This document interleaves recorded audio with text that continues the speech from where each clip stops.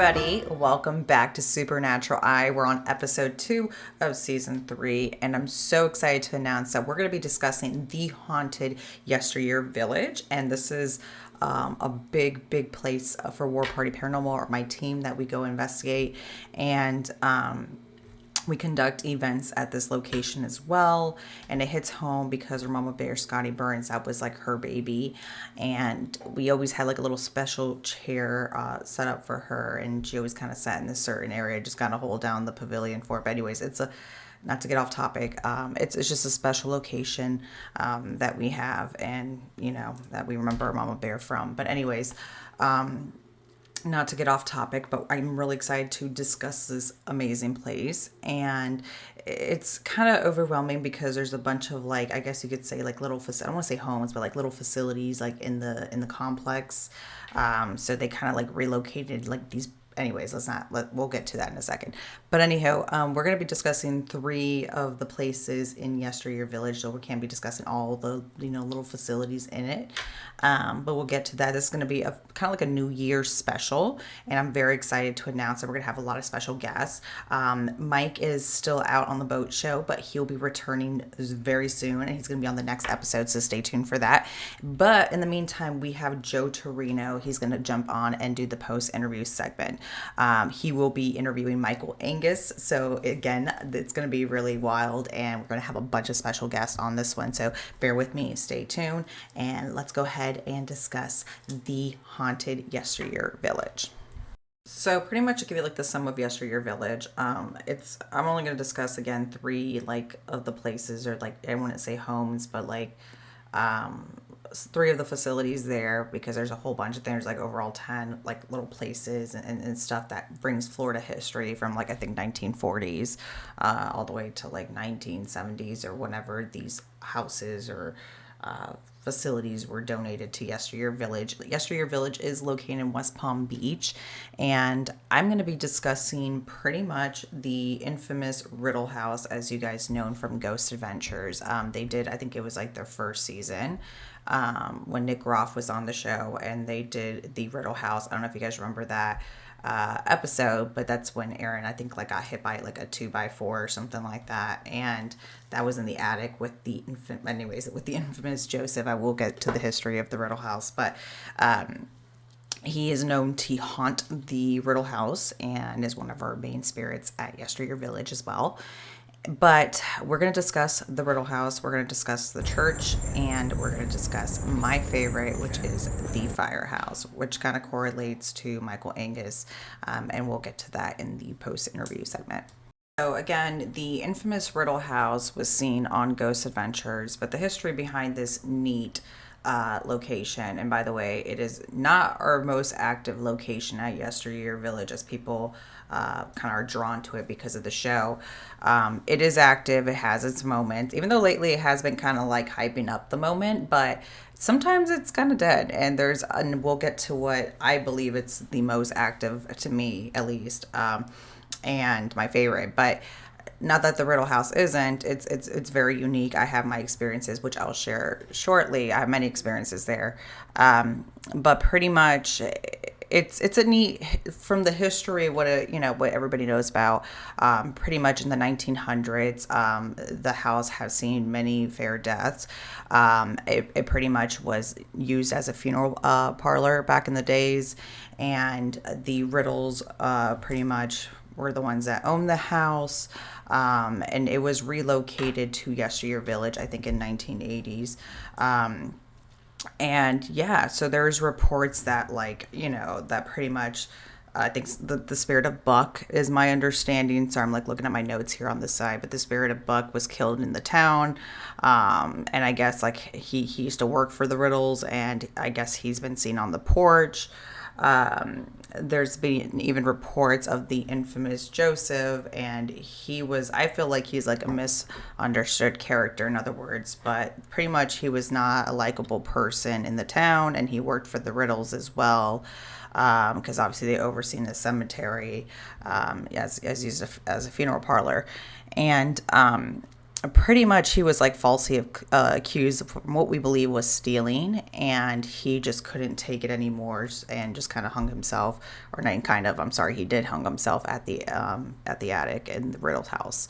So we don't know if it was just maybe somebody committed murder and probably hung him there because just literally the whole town was like out against him, or it could be that he was just that depressed and he just couldn't take life anymore and just pretty much hung himself and just couldn't take it. So that was what people said. It was just he was over suicide and just kind of did that. He left as an angry soul and imprinted pretty much still to this day his haunting. And we'll get to that in a second. He doesn't like men whatsoever because I think his past traumas and what the town accused him for stealing. But he really cannot stand men. He doesn't like them at all. He picks on them. He loves alcohol. He loves like whiskey and bourbon, I believe. So if you kind of give him like a little trigger object, he will love you. But men, don't count on it because he really doesn't like men. He loves ladies. So ladies, you shouldn't have a problem with that. You're probably going to have Joseph right behind you if he finds you attractive. At least from my share experience, not saying I'm attractive, but he sure he finds everybody else attractive. He loves the ladies. Like every lady that walks into the house, like he's attracted to them. And so much to teenagers, which he needs a little back off a little bit. But anyways, he loves the ladies. Loves the ladies. And besides the point, I love Joseph. He's a great character. I think he's pretty much a wise guy. So you'll see that shortly.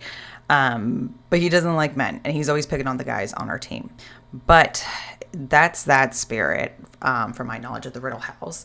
And then there's Jacob, a little boy named Jacob. And from my understanding, I think he accidentally like fell off the window. I think he like wanted to, I don't know if I got the story correct, and who may know this was probably Joe, but I think he like, I don't know if he like wanted to fly out the window. It was like an accident, but he did fell off. I think, is it like the second floor window.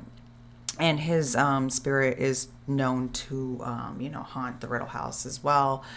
And yeah, and obviously the riddles are there as well. And I think in somebody's diary, I don't know if it's Mrs. Riddle or Mr. Riddle, but they pretty much wrote about when Joseph hung himself. Like there has been nothing but paranormal activity after his death, even during their time. So he's been like reckless pretty much. Like I think he's just like coming back for revenge. And just again, is that in my belief, it's like a misunderstood spirit. And passed off that way and angry. And he's very angry, but anyways, not towards females, but just towards the men. And we'll get to that in a second with what I've captured at the Riddle House. I think I kind of wanted to mention before we get to like the footage and what we captured at the Riddle House. One thing I did want to mention was like when they relocated the home, like in like 1980s, it was during the 80s, I believe, where these homes got relocated to Yesteryear Village, but particularly the Riddle House. The workers there, like the construction workers that were trying to put the home all together in the lot, they were experiencing crazy paranormal activity, especially from Joseph. So same thing like what happened to Aaron Goodwin on Ghost Adventures. Same thing happened to these construction workers, like, construction tools, things were being thrown at them.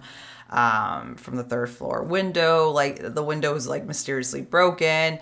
Their tools were like lost, like mischievous things were happening left, right. So pretty much all these places that got relocated, like it's like the energy is stirred up at Yesteryear Village. It's like, it's not a disappointing night, even on a slow night. So all these pissed off spirits are pretty much coming at you in full force. So again, yesteryear, the Riddle House is not the most active at Yesteryear Village, but we will pass on what happened there. So my first experience, or my first time actually going to Yesteryear Village, I was so excited because, of course, the main attraction is the Riddle House. That's what people want to go and see. So I was like, let me do this. I was all geared up. I think we had Matt. He's one of the Bigfoot hunters. He came on and he investigated with us, and he was just like shocked too. And like the evidence that we encountered. So we got a lot of like crazy EVPs in the attic. Definitely from Joseph, again, not being nice to the fellas. But one thing I did want to mention is the damn cockroach. Like my biggest fear are cockroaches again and clowns, as I mentioned in my previous episodes. There's this roach, I make a joke, that literally followed me from the Riddle House to the church, which I'll get to the church right next. But anyways, this damn cockroach like snuck in my freaking backpack at the time and like followed me, and you could see me like crap my pants out. I'm going to show that clip here with Matt in the attic, and also the footage that we captured as well. So let's go ahead and check out that clip real quick.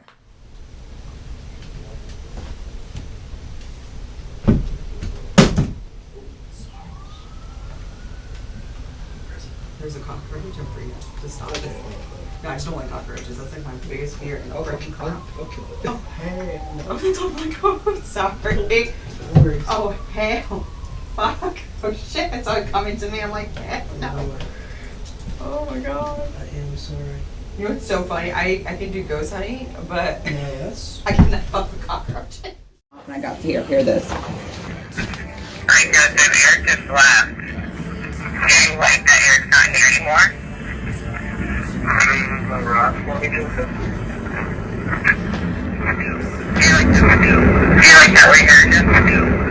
Really freaking creepy, and I like was freaking out. I was bugging out, and I don't have the footage of me freaking out at the church, but definitely that was captured. And again, I get embarrassed when I do that because I can do a lot of ballsy things. Like obviously I'm an investigator. I can go do ghosts, and I know people would like look at me like, seriously. I get it. It's really embarrassing. But yeah, I know I do a lot of crazy stuff as an investigator. Like I can go try to search for demons and like go for ghosts and stuff like that. But yeah, I freak out with a cockroach and a clown. So don't kill me for that. That's my downfall. That's my embarrassing moment as an investigator. You'll see me probably run out the door. And I don't get scared easily like that. Obviously, I can pull through. I'm not dramatic in an investigation to be like, you know how all these enthusiasts, I hate to say it, do it. But I literally, you'll see me like that when there's a cockroach and a clown. So yeah, I'm sorry for the embarrassment, guys. I will apologize for that. Anywho, moving on to the next clip. The next clip was actually recently. I wanted to show. There's so many that we captured at the Riddle House. Sometimes we have events, and it's like I get crazy EVPs left to right with just depending on the group that's with us too. But it's too much to show in a short period of time of this show.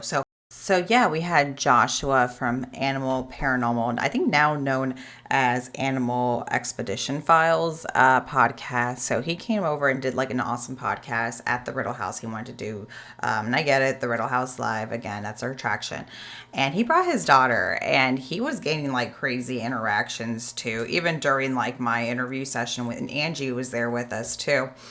And you'll see that clip here shortly, but like even from what I heard was like Joseph was like hitting on his daughter. I think his daughter was again like underage, like 8, like, you know, so Joseph just needs to chill sometimes. But they said that like they heard, like they smell, sorry, not heard, like they smell like distinctly like somebody's alcohol breath, and people have reported this too, like teammates, like Mike I think has, you know, experienced this, but teammates have experienced this and other people as well. But it's a common report that they like smell distinctly like bourbon breath, like alcohol breath, like just in like nowhere, you know. So we believe that is definitely Joseph because he loves alcohol and he loves bourbon. So, and he has a tendency for always like flirting with the girl. So the daughter, or Josh's daughter, like reported like the smell of it, like right in her face. So that's definitely commonly reported there. And my experience, like, yeah, sometimes I've been like felt, you know, whether if it's Joseph, I definitely believe so, but I had like my leg like harassed, like things like that. Definitely not intimidating. And, you know, like, again, Joseph is cool with me. I don't have a problem with them. It's just when the guys are around, like he gets riled up. So you'll see this really cool EVP from Joseph. It's pretty good. It's like one of my Class A EVPs off of DR60. Don't hate on it. But anyways, let's go ahead and show that clip real quick. And this is in the living room of the Riddle House. So check it out. Yep. Yeah, that's a classic. That's like. I'm gonna play that again. See if you hear that. I don't care.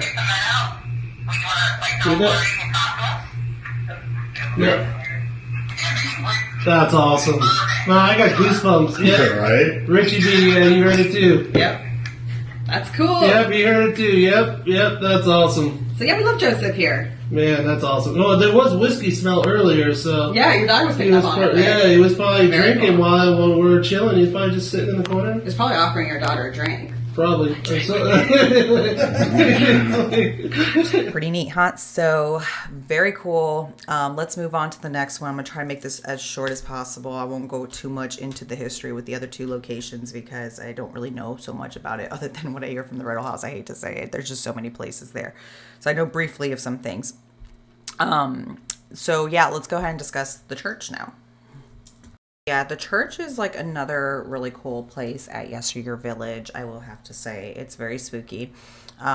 When you first approach the place, like there's a pavilion at Yesteryear, and then like right kind of across from it or like next to it is the church. So it's like very intimidating. It's like the first thing you kind of like see other than like if you notice the Riddle House. But it's up front in the middle of the location as it should stand, and it was used as a church back in Florida's history days. I forgot where it was relocated from.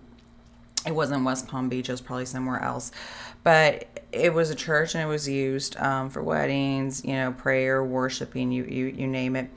I don't know too much of the history of it, but other than it is haunted, and we had a lot of experiences there.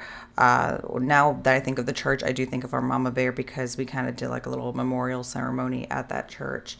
And every time I like step foot into it, I just think of her. But before Scotty's passing, we did have paranormal experiences there, and one in particular kind of stuck with me that I wanted to share was there was a Delco session that was made at the church, and it was conducted by Mike Del Coro, and Joe Torino was the subject under the goggles. And what he was picking up visually, because he is sensitive, he can see the other side. He's psychic, medium.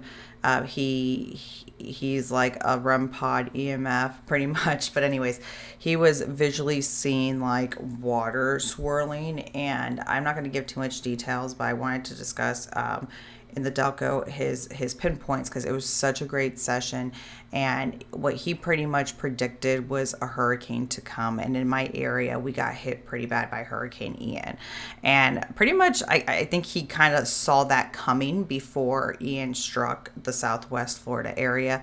So I want to go ahead and show that clip real quick and show you what he was picking up on. So let's go ahead and roll that. Can you say one of the names of somebody that's here right now? I'm saying like a cyclone. Like a hurricane? That's crazy. Trying to talk about the hurricane? We got a hurricane coming our way. We do. A couple days. No, get into it.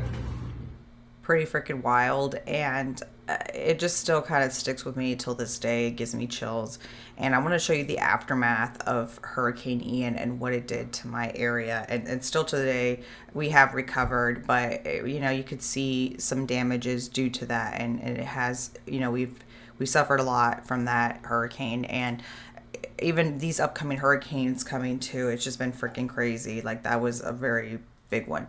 So I'm going to show you some clips, and you can see here like all the damages that were done. This was like a former high rise I used to work at, and then like just in the Naples area. Obviously Fort Myers was impacted pretty bad. Cape Coral, Bonita Springs, like all that Southwest Florida. Naples just had some surge come in, thank God, but even so, we all got hammered by Hurricane Ian. And what was crazy is that Joe was like picking up on this. Like I remember just at Yesteryear Village before Ian ever came, like I think it was like literally like a week prior to, and I was like freaking, I'm like, man, I hope this hurricane, because that's how it is in Florida right now. You're just like hoping these hurricanes miss you. And I was like, man, I really hope this hurricane kind of misses me. Like after Irma, like we just can't, right? And yeah, it's like he was seeing like swirling, and he wasn't sure what it was related to, and then surely enough, it's like we had a hurricane and it did some damage. So that was wild, and I just kind of wanted to share that moment with you guys. The next one we will discuss is the firehouse. But you know what? I feel like I'm kind of a little bit tired of explaining things. I'm going to have someone better explain what happened at my favorite location, which is the firehouse. And as you can imagine, it was a firehouse used at a time in Florida in like the 1940s or 1950s, I believe. And they have all these like trinkets and like, all this like artifacts from, what was used during those days and like back in the fire department. So yeah, anyways, I want to just bring somebody on from the team that conducted this experiment with me, and he was the one that created it and thought of it, and I was the test guinea pig. So anyways, so I want that person to explain, pretty much this team member to explain what happened at the firehouse during our interaction and our experience. So let's go ahead and bring him on.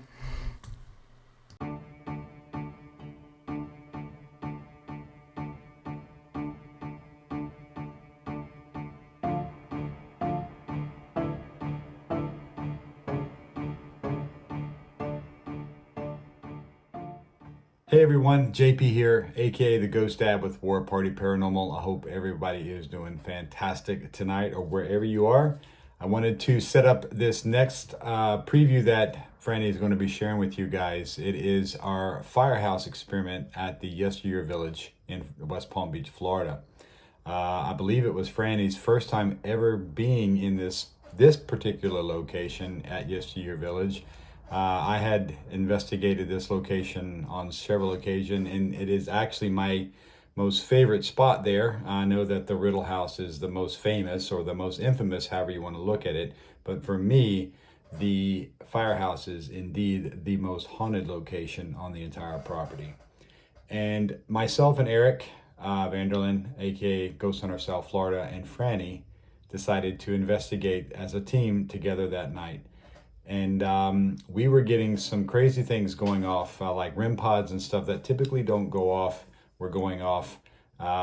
We had a lot of motion sensors, a lot of different types of different activity happening.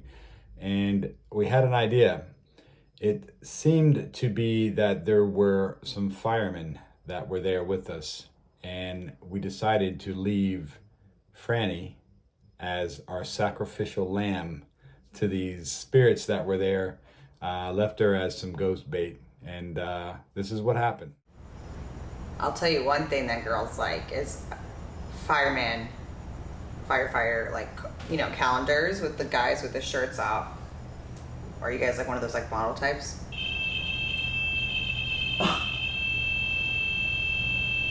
Well, thank you. I appreciate that.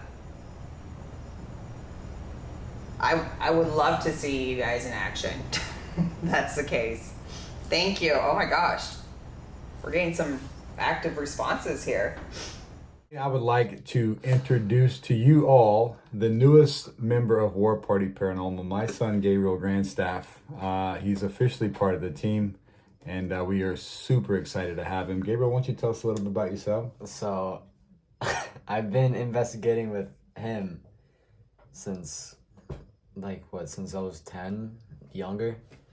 And I've been with War Party since 2019, 2020, at least 5 years. Coming on investigations with us. Now I'm 16, so I can join War Party. Officially. Which is what I did, so now I'm... And he actually, this past weekend at Yesteryear Village, we actually had his very first official investigation. We had an event up there and he did a fantastic job, and I'm extremely proud of him. Great job, son. Awesome. Anyway, come check us out, War Party Paranormal. Come check my new ghost hunter out here. You guys take care. Bye. So isn't that freaking clip wild? And shout out to JP and his son Gabriel. Gabriel just joined the team, so congratulations. He is a member of War Party Paranormal. We're going to have a younger generation coming up and stepping up to the plate. So obviously, yes, old folks, we're getting a little old for this, just joking. But for real, like, congratulations, Gabriel.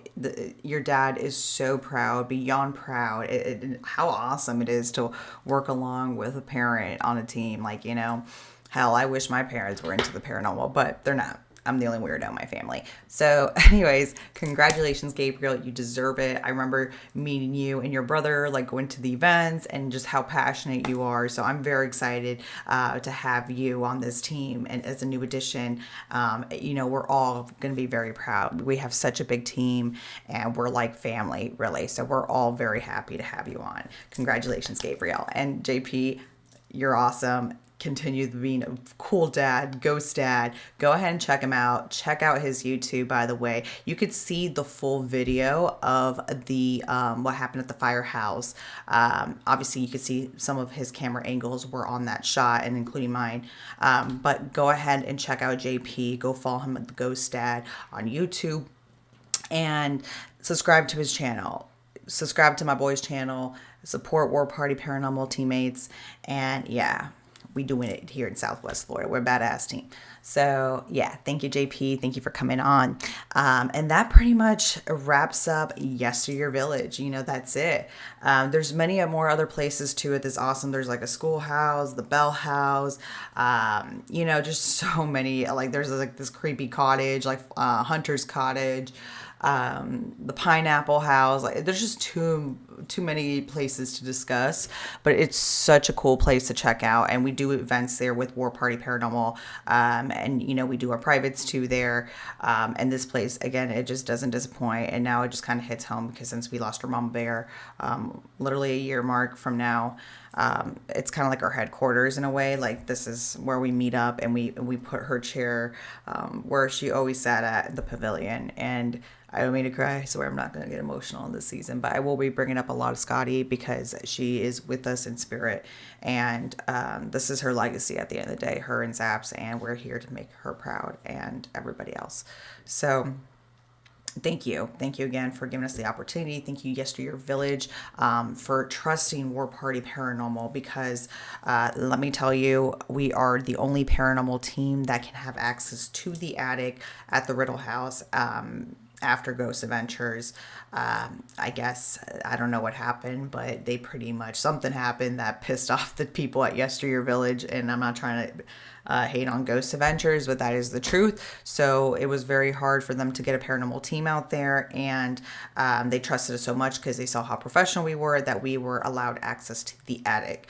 And again, this was done during Ghost Adventures first season, so obviously everybody has their amateur state, but that kind of reminds you to be respectful to these locations. And we can't thank Yesteryear Village enough. Connie, thank you so much, and everybody else that runs that place, the volunteers, you guys are awesome and always making us feel like home there. So again, thank you so much. And to our guests that continue to go to our events, and especially Yesteryear Village, thank you guys so much. You guys are awesome. And for anybody supporting this channel, thank you guys so much. I love you so much.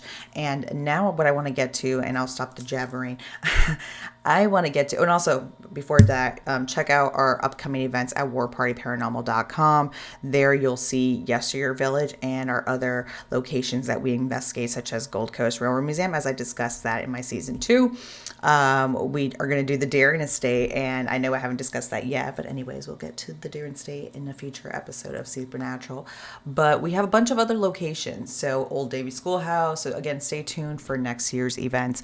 But now let's go ahead and sum up my segment here. Let's move on to the next segment, which will be the post-interview segment. And you know what? I'm very excited to announce we have Joe stepping in for Mike Del Coro.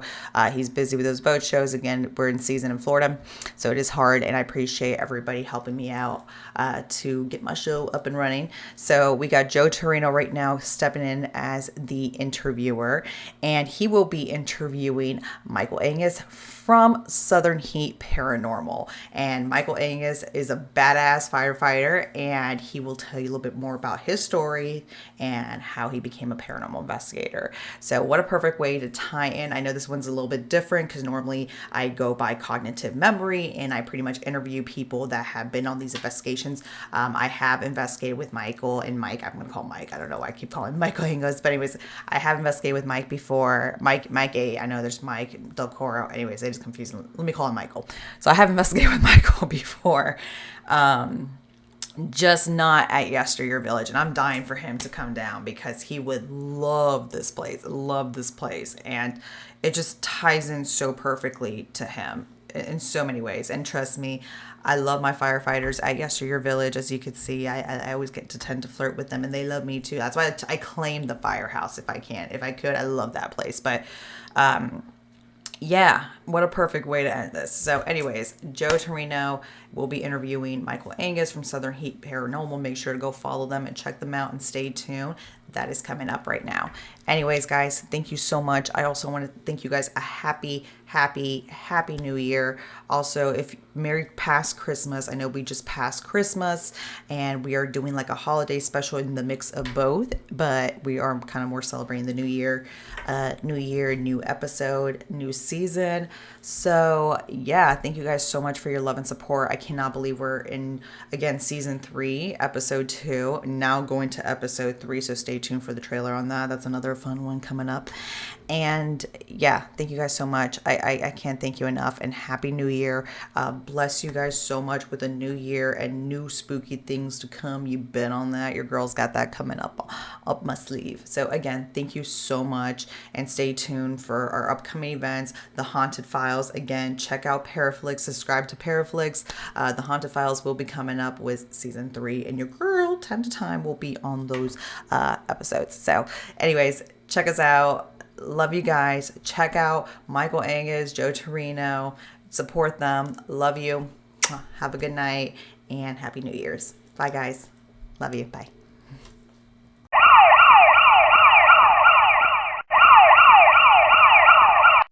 All right, what's up, everybody? This is Joe Torino. I'm filling in for Mike Del Coro on the post-segment interview portion of the episode you just watched of Supernatural Eye. I'm here with Michael Angus, and Mike has a background that coincides with what today's episode was all about. So, Mike, welcome. Hey, thanks for having me on, man. I really, I'm excited about this, and Yeah, man. I jumped up there on the opportunity, when I was asked to do this. So I'm excited to jump right in and maybe can help you out or figure some stuff out or maybe Yeah, answer man, some absolutely. questions. No, for sure, for sure. Yeah. So why don't you tell us a little bit about yourself, a little bit about your professional background, Yeah. just to show the folks how this goes all How together with, all works together, right? Yeah. So right, I've been in the fire service for about 30 years now. I started at the young age of 16 as a volunteer. I got my EMT and all my fire certs. And then 18, I was able to basically ride a fire truck legally. And then as time progressed, I got hired on as a career firefighter. I served in many realms, many aspects of the job for the last 30 years. And so I'm here today with all that in the past, but it has enabled me to develop and grow my career to the point where it is today. I'm actually a captain at the Fort Moore Fire Department in Columbus, Georgia. Well, Fort Moore, Georgia, okay, formerly Fort Benning, but yeah. So it's been a long road, but I'm gracious and thankful for every uh, position I've been in and every place I've been in, and even all the bad and good stuff that has happened over the years. I'm thankful for because it's led me on a path and a right. journey, and it's coming to an end soon as far as my professional service, but got a few more years to go. So I mean, you mentioned that you started at 16 years old. yeah, yeah, and That's really young. That's unheard of, yeah, like to, I got to my EMT at 16. okay. My mother had to go to class with me, and she ended up getting hers too. So here I am, 16 years old, still in high school, riding an ambulance. Oh my And God. yeah, right. I had a driver, and obviously respond to medical calls at 16. So I was, it was crazy. Like, I show up at your door and here's this teenager with a medical bag, and grandma's having a heart attack, and like, look at me like, wait, what are you going to do? But, Hey, who the hell is this kid?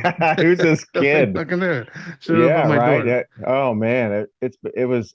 I've seen a lot of crazy shit, and I'm thankful for the people that I was able to help. And people always ask, do you always remember all that stuff? I always remember the ones that I couldn't save. So, Right. um, but yeah, so here I'm 50. I'll be 51 in January. So I put a few years in, being an EMT and in the fire service. But yeah, I don't It's amazing, know. man. I was chosen, I guess, to do it if you believe in that kind of stuff. We're all Yeah, led on absolutely. a I journey wanted to to ask something. you. It was like, Yeah. you said you were 16, you had to do EMT school. Your mom had to go and Yeah, I do it wasn't with old you to enough, sign right? on, Yeah. So I mean, why? Like what drew you to that in the first place? As long as I can remember being as a child, I was always into, like a lot of boys are into always superheroes and police and fire. And I always drawn to the fire side of things and helping people. I always had a first aid kit and I always, even in scouts and stuff like that, took first aid and took it pretty serious. And I don't know, when I had those opportunities, I just felt like I was led to do that. So I'm fortunate. My childhood dream is actually my job, Right. my whole life. So I'm very fortunate that I don't know what or who or how that worked out, but uh, it did.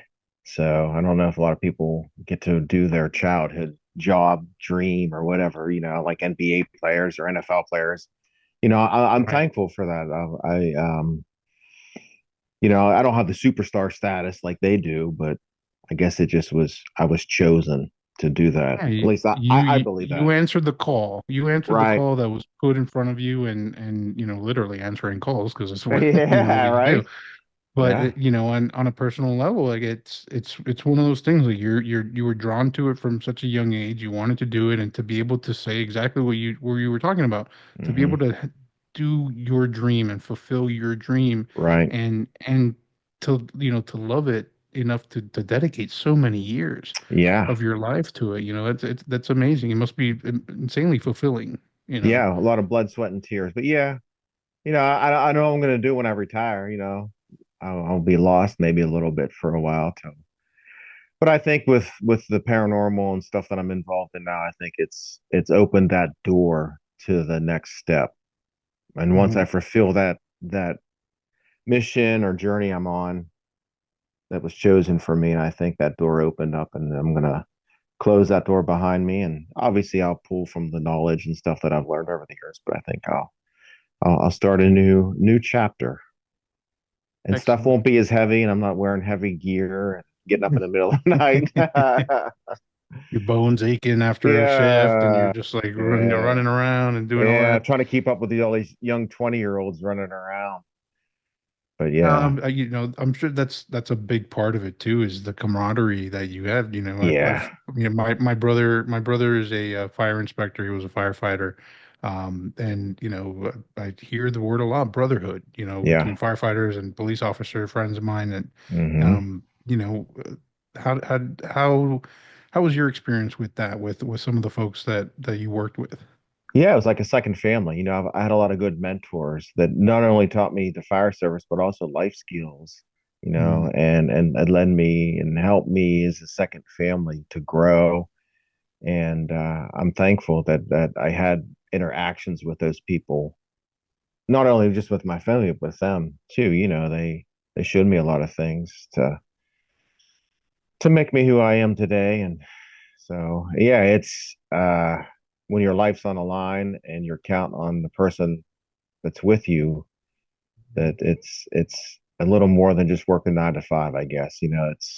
absolutely. Yeah, it's hard to Yeah. explain. Yeah, it's just like being your family. I don't know, like you Right. rely on your family and to do things for you and help you, and it's a sort of the same thing. It's like I'm relying on them to make sure that we all come back to the station and go home in the morning.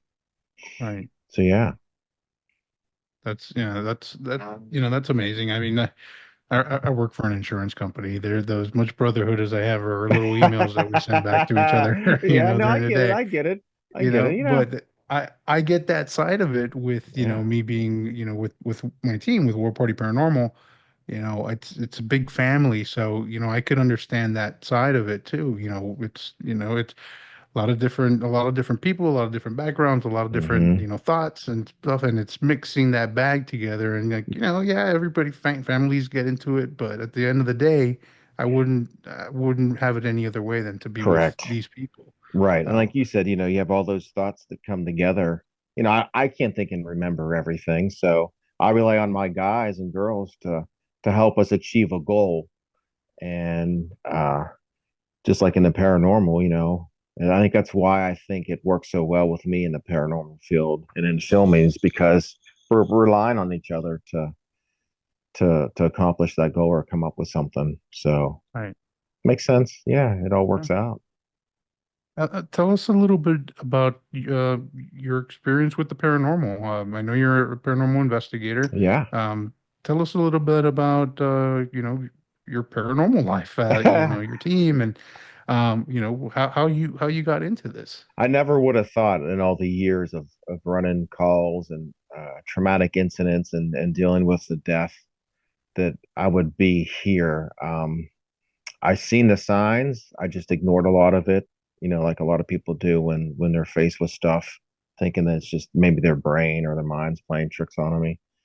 I Mm, would get like a lot of flashes during incidents of people that were involved in the incident prior to the incident happening. It's hard to sort of explain, but with kind of like a premonition type of yeah, I deal. mean, even after the incident, I would see like them before the incident. I know it's hard to explain. Yeah, sort of like a premonition of it. And it happened to me. There was an incident where a vehicle fell off a railroad, an old railroad trestle that was converted to like a walking path or like a jeep path. Mm, Anyways, it fell off, and it was a far drop, probably 30, 40 feet. It was a jeep that landed on its roof, broke the top of the jeep off. The man was injured, and the lady was there, basically dying, and right. I had an interaction with her is where basically it all started, but I just sort of just played it off. We looked at each other and like, I was getting flashes in my brain of the incident before, and I just had that connection, and that happened to me throughout my career. I'd have not all the time, you know, Mm, but I'd have these calls that I'd be on where I would have these premonitions or these flashes in my head, and I believed in stuff, but I was young, so I just kept going on and on and on. And then finally, when I moved to Georgia in 2018 and met Matt, which he's in my team, he's just me and him. He's in a fire service too, so we're sort of connected right. on that side. And then we're like, hey, and we both agreed on a lot of things with the paranormal, so we just started investigating. And I guess in my line of work, we expect stuff to happen like we're called to something for something bad that has happened. So we expect some type of response or interaction. So we're not really taken by surprise when stuff does happen. I mean, if there's a loud crash or, we still have that, flight or fight in us, Yeah, but fight or flight still, instinct. Yeah, yeah, I mean, I think everybody still has that, but even when of we course. investigate, it's just like, okay, well, I, It's a we're human asking for, instinct. right, yeah. And Yeah, I think yeah. investigating when something does happen, we get a response like, okay, that's pretty cool. I mean, we're asking for it. So, and we stay hyper focused a lot when we investigate. Our senses are in tune because, when we're dealing with calls or in a fire, we don't have a lot of our senses. We're relying on one sense, of Mhm. hearing. So, in our brain, but a lot of that, I think we're real hyper focused on stuff when it comes to investigating. I mean, I also believe that maybe, I mean, with your background in general, working, you help people, you have that Hmm. empathy built in, and it also can translate into when you're in working in the paranormal. Sure. Maybe they can feel that, maybe that you're more in tune, that you may be more open to communicate and try to help out. What are your feelings on that? Yeah, for sure. And like I said, it took me a long time to figure that out. Like they were reaching out to me Hmm. to communicate because when you're exposed to that constant energy on a daily basis, and when people cross or that failure there, I think a lot of that energy is absorbed. Every firehouse I've ever worked in has been haunted. So I think, Okay. we're almost marked to the point where they, like you're saying, where they sense that energy that's on us. And when we do investigate, they're like, hey, this guy's, kind of understands and been places where we've transformed from this world to the next, or this level to the next level. So I think a lot of that is in it is marked on us to where they recognize that and do interact with us because of that. If that makes sense. I think so, 100%. Yeah, for sure. Now, you said you've been in several firehouses throughout your career, and work. I'm sure that even your your brothers and sisters have maybe had some experiences. I know Oh I'm, yeah. again, I'm not a firefighter. No, But I I've get it. investigated, Sure. I've investigated retired firehouses that are museums now. Yesteryear Village, we have the Fire Museum, which is just Mm-hmm. filled with artifacts and engines and ladders and all sorts of tools. Um, what are some of the experiences that you've had personally in the firehouse, or any of your coworkers have shared?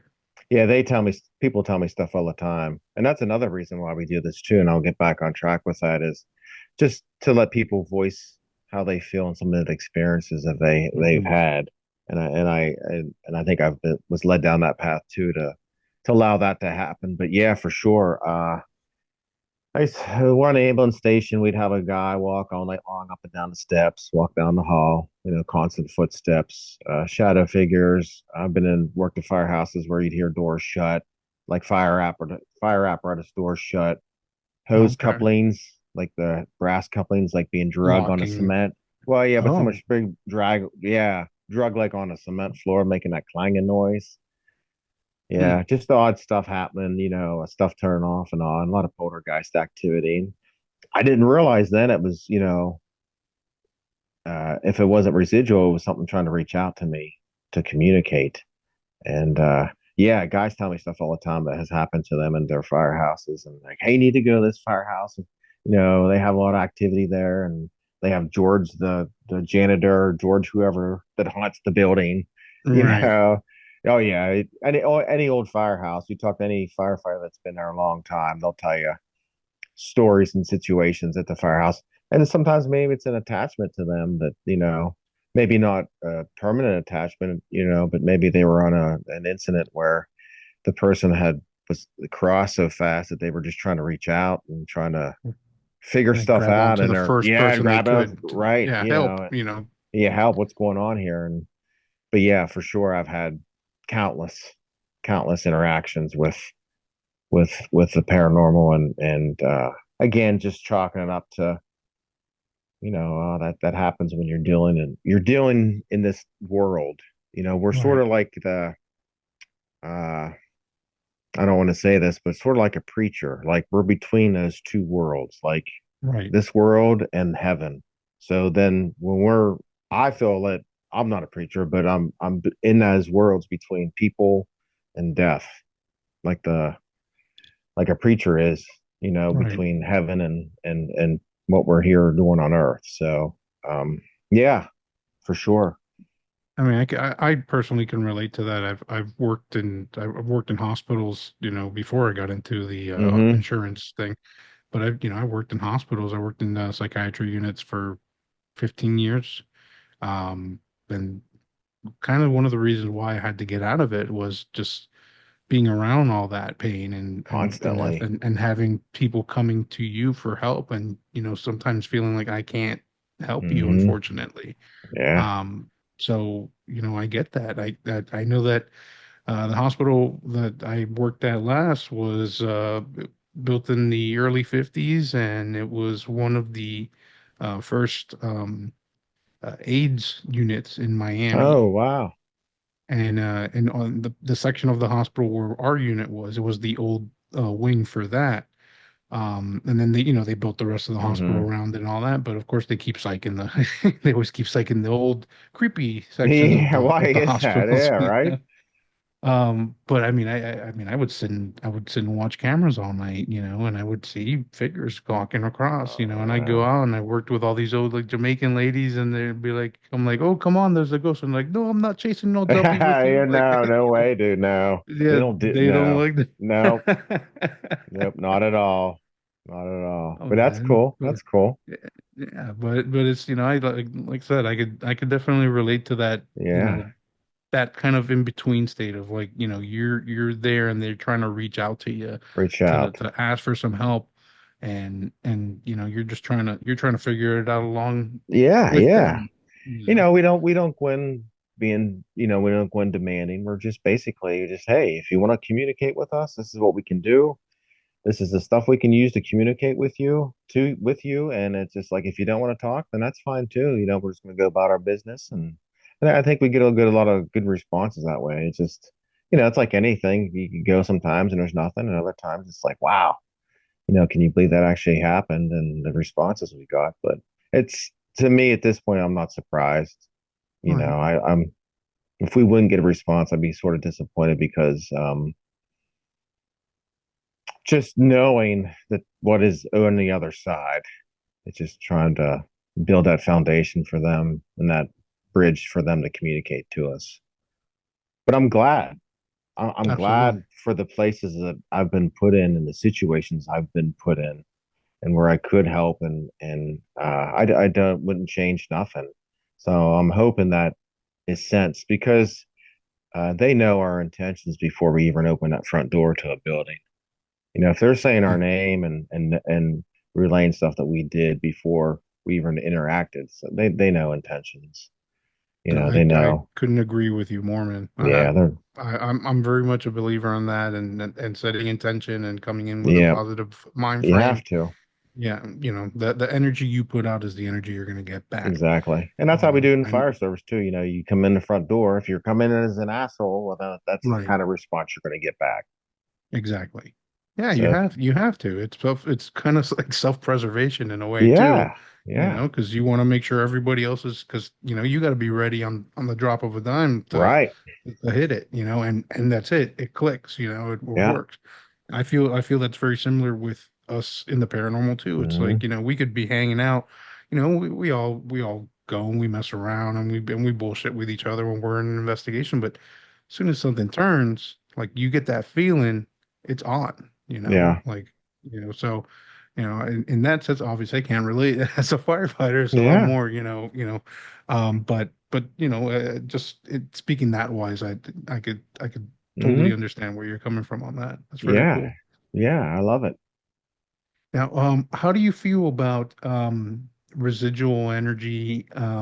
Maybe not even residual energy. I would say, especially like, we're talking on this episode about the fire museum over at Hmm. Yesteryear Village. Okay. I know you haven't had a chance to come out No, it yet, sounds but amazing though. I'm very it's a intrigued. fantastic place. Yesteryear as a whole is a fantastic place, but Yesteryear has the fire museum section. It's just this huge building. It has a bunch of different things, and it's Hmm. one half of the building totally dedicated to fire. And like I said, there's a couple of engines in there, two ladder trucks. We have all sorts of artifacts and tools, from throughout history that you guys used. So, do you think that you know maybe you personally as a firefighter, Hmm. do you think that you could possibly end up being come attached to your job so much that you could attach yourself to a piece of equipment and stick around, Yeah. want to God, interact I with hope not. that? Yeah, There's I'm got to sure be after this something better out career, there, yeah, right? there's got to Yeah. be something better, right? Come on, I'll retire. I'm just leaving that stuff behind. But yeah, I guess, in a tragic event, unfortunately, we Right. lose about 100 firefighters a year, line of duty Hmm. deaths. A lot of it's cardiac related, but still, a lot of it's on the scene or responding to calls. So yeah, I mean, like anything, I think that could happen now. Years back to when a lot of the equipment you're talking about is probably in the museum, I'm sure. Right.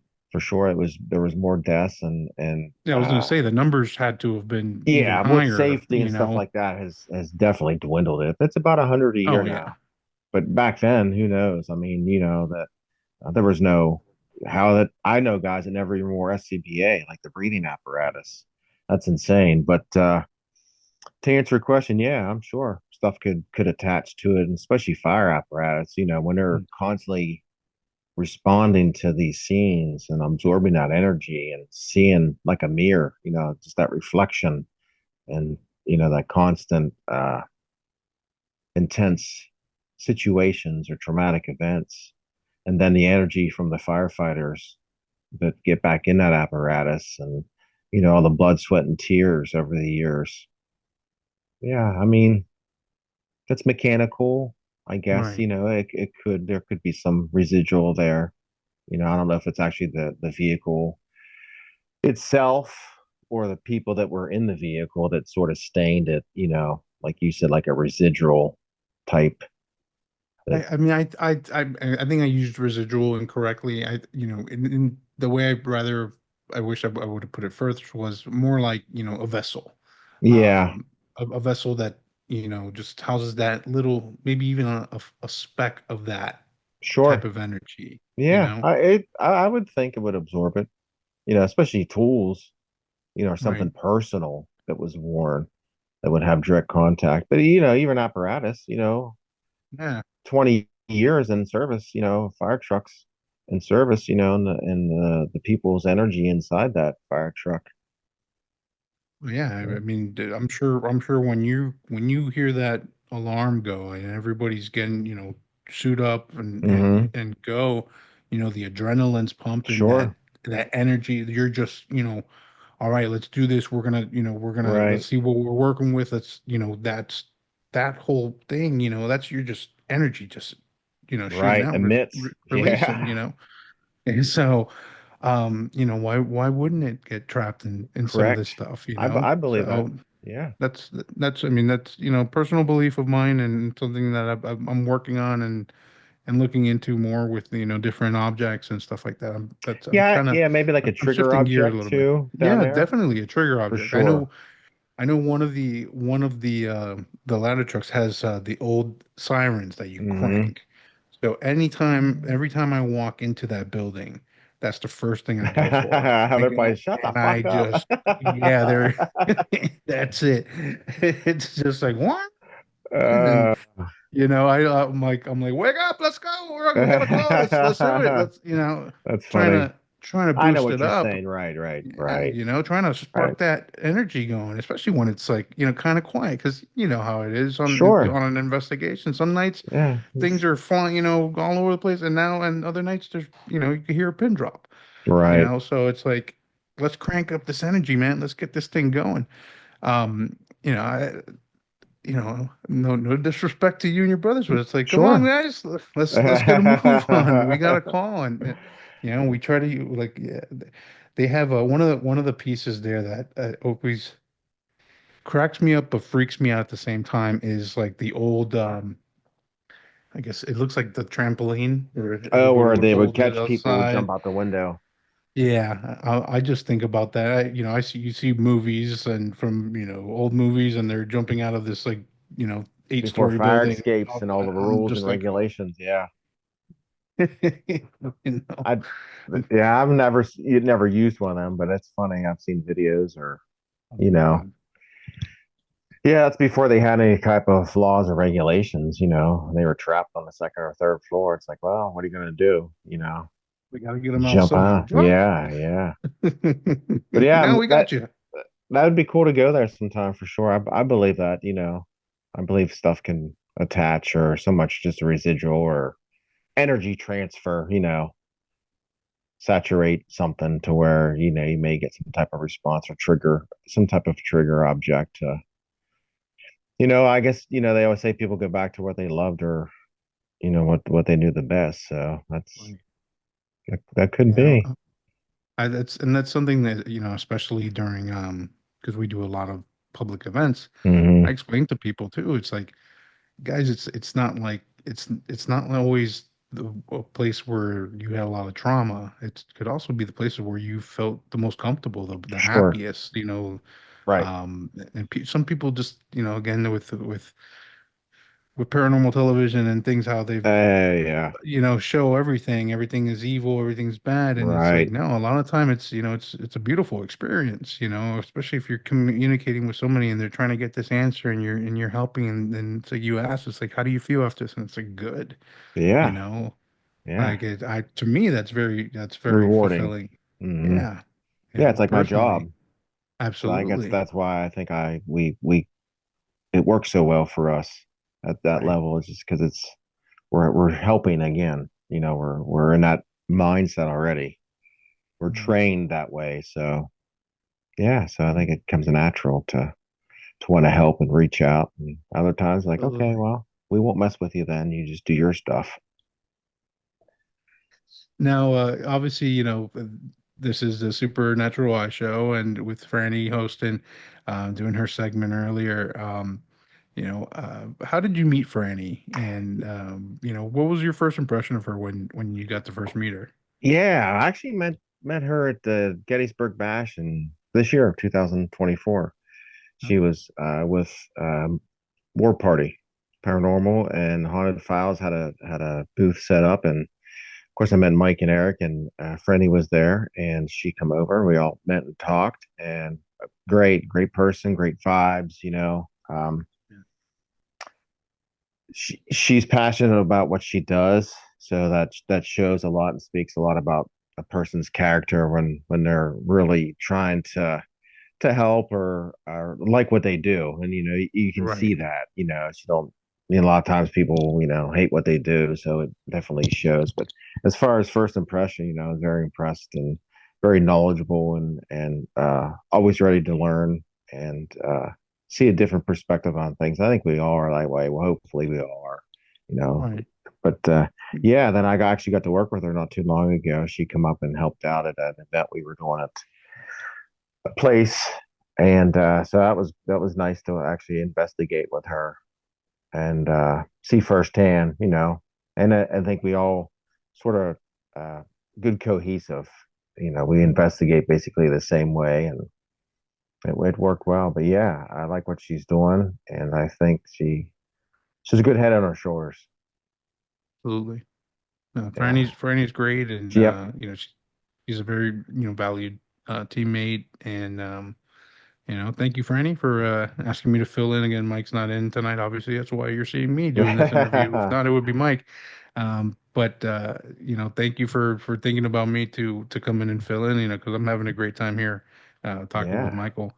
Now you guys you said you got to investigate together. Where was that you That guys was the investigated? old Bleckley County Jail. I was fortunate enough a couple years ago to have an opportunity to reopen that jail to the public. Excellent. Long story short, a friend of mine bought it and it basically sat empty for a long time. And he said, "Hey, would you be interested in doing this?" And me and my partner Matt at the time were definitely interested in doing it. And we cleaned it all up, and now we open it up to let investigators come in and investigate. It was built in 1915. It's a Southern jail. A lot of history to it. A lot of activity there, and it was officially closed in 2006. So it was about 91 years. That It's jail was seen, open for a long time. yeah, a Yeah. long time, yeah.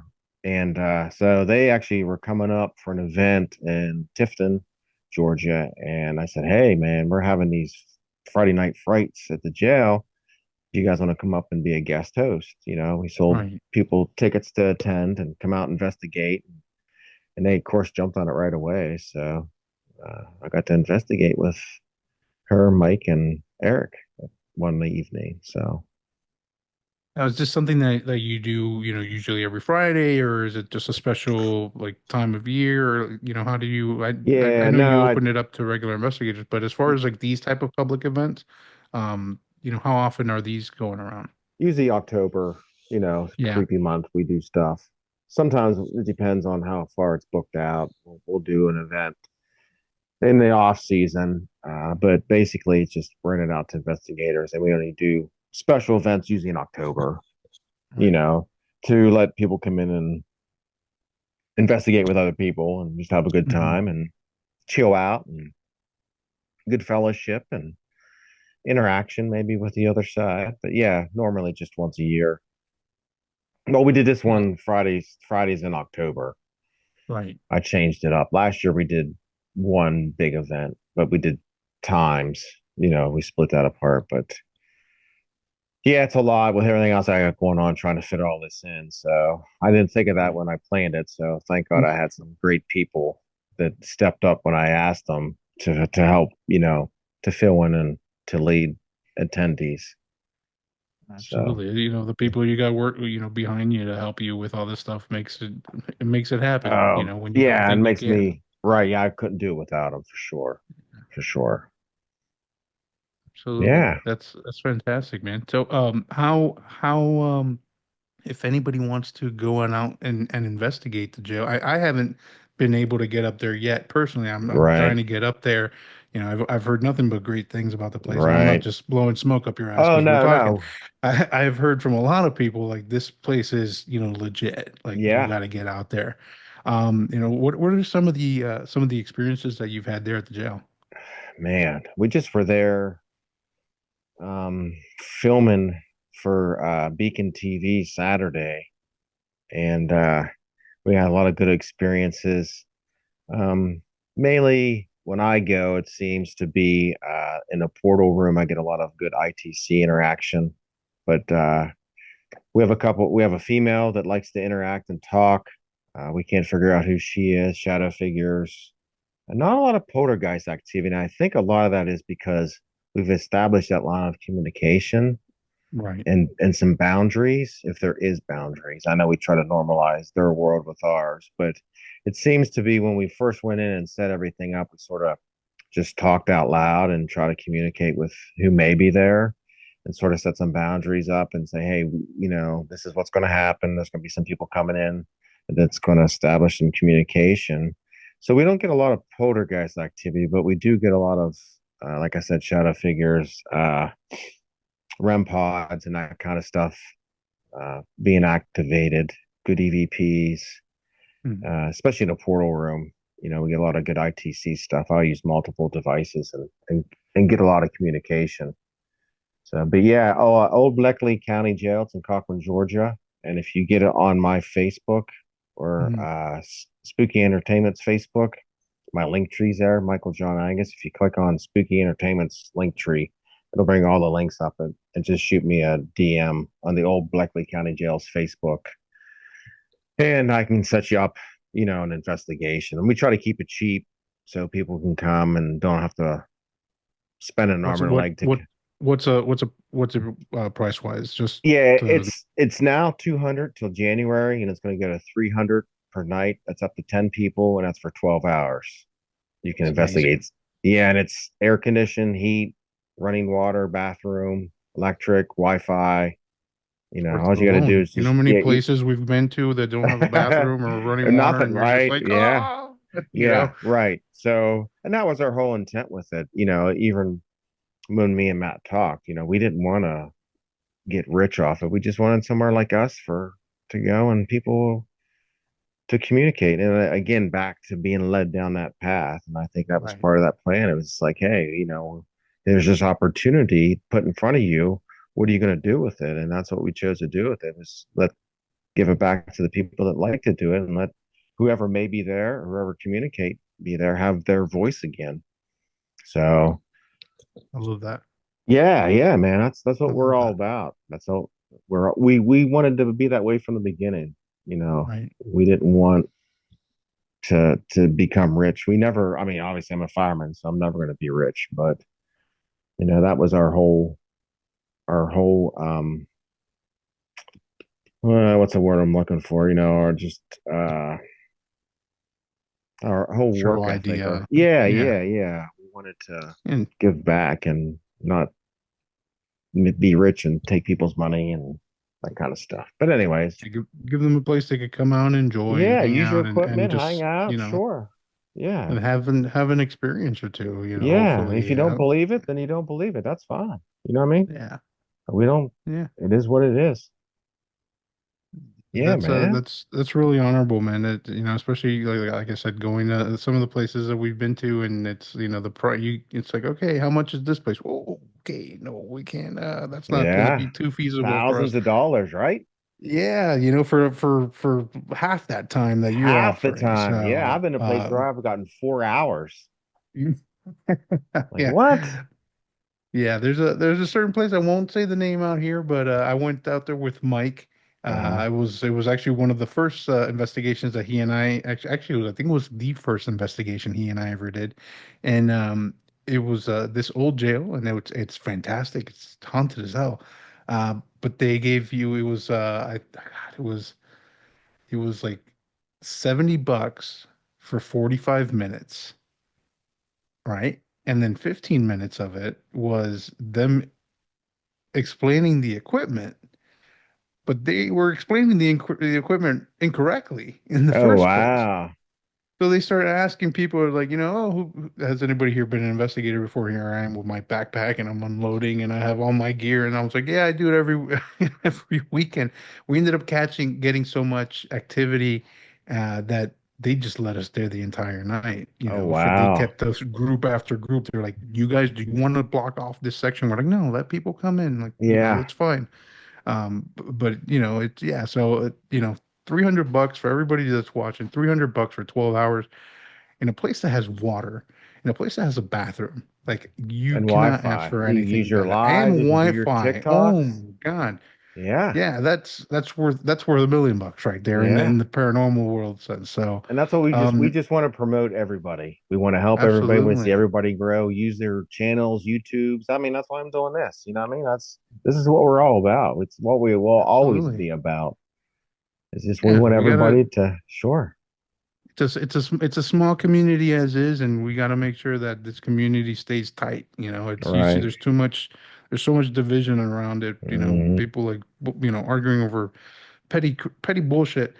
It's like screw that, man. Let's get together. Let's have some fun. Let's investigate. Let's do what Yeah. we love, and let's Right. learn from each other. It's like Right. you may be doing something that I say and go, man, that's interesting, Sure. or That's happened to vice me. versa. Yeah, man. You Yeah. know, happens to me all 100%. the time. And it's like I love Yeah. that. Like I'm gonna Yeah. try that. Heck yeah. Um, so anybody that's watching that's interested, definitely go check them out. I'm pretty sure they're gonna be able to put a link in the description Yeah, just use my link below in the tree. video. I'll send it to Yeah, her or whatever she can do. It's just easier to use that as our website, our Facebooks, all that kind of crap on it. And then you can get a hold of us that way easier. Our phone number, email, whatever, Twitter, X, whatever it is. All that. where can they find it? Where can people find information about your team? Is it the Facebook, Southern, same yeah, thing? so yeah, it's all in link tree, Southern Heat Paranormal. Okay. Yeah. Guys, go And go also check run, them out. yeah, Yeah, please give us a like, follow, man. Tell us what you, please. yeah. Yeah, we like to hear from everybody. That's what we like to do, showcase it and promote. As you've seen from this interview, this is the second time I get to talk to Michael, Yeah. and it's just our little conversation here. It's it's been fantastic, and I really appreciate your time and you hanging Sure. out and I'll do answering it some again if we questions. have to. Yeah. I truly appreciate it, man. You've Yeah. been fantastic. Guys, thank you again for watching this post interview segment here over on Supernatural Eye. Thank you to Franny for inviting me to fill in for Mike. Mike, I hope you're doing better, brother. To take over the reins. If not, I'm here to help anytime I can. Eric, thank you very much, brother, also for keeping me in mind to help, get this thing going. And guys, if you want to find me, I'm on Instagram at Joe Hunts Gross. Also, anything War Party Paranormal, warpartyparanormal.com, at War Party Paranormal on Instagram, War Party Paranormal on Facebook. We're all over the place. YouTube, check out Monday nights at 9 p.m. on WKGRA Digital Broadcasting, the War Party Paranormal Radio Show. Uh, Go follow the Haunted Files everywhere. Go to on Instagram, on Facebook. I don't know if they're on Twitter yet or TikTok, but I'm sure that's coming at some point if it's not. But go over to Paraflix, get yourself a subscription if you don't have some, and go follow my boys. Check them out, give them some support. They're working their ass off. And of course, thank you for tuning in to Supernatural Eye. Franny does a great job. She puts her heart and soul into this. Thank you again for tuning in. I'm Joe. Have a great night.